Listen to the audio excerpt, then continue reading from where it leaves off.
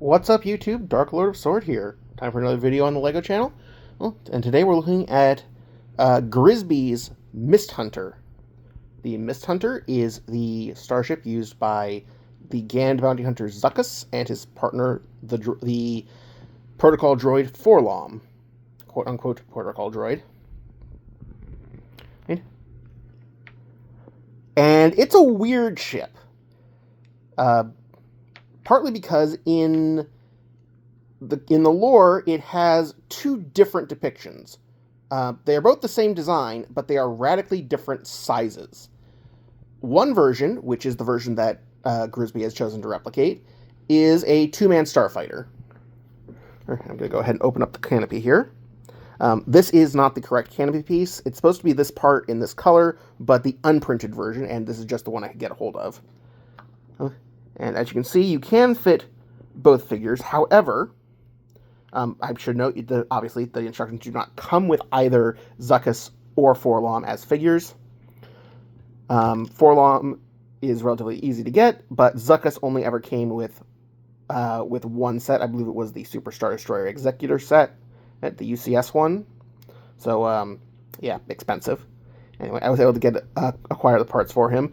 He comes with a skirt-style slope piece for his legs. Which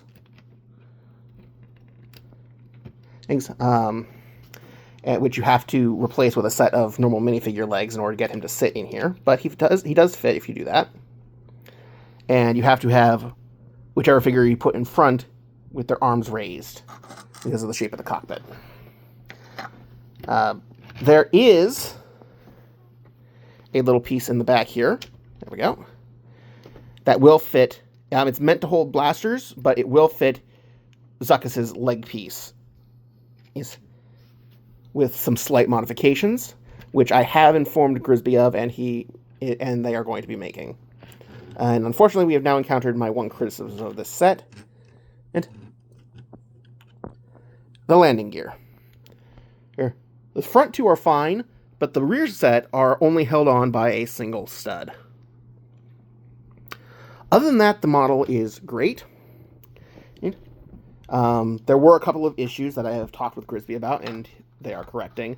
The primary one being this crossbar on their original instructions was 2 studs too short. It would not connect both sides without stressing the side panels. But back to what I was saying before. So there are two depictions of this ship. One is the starfighter version. The other is a substantially larger gunship that has room for almost 100 people. That is an absolutely absurd amount of difference for a Star Wars ship, which is usually fairly consistent on their sizes. Anyway, I'm very pleased with this MOC.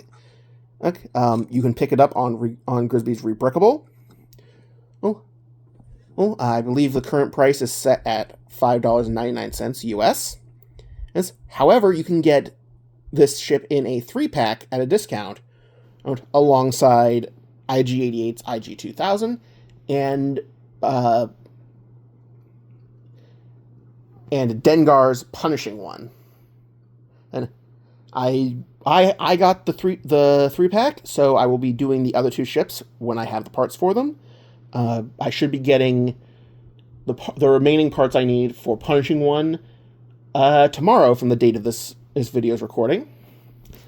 So look forward to that. I also have one other Grisbee MOC that I'm going to be recording a video on, and that is Aura Singh's Starfighter, which is unnamed, but it is the most glup shippo thing I have in my collection at the moment. So please look forward to that, and I'll catch you in the next video. Dark Lord out.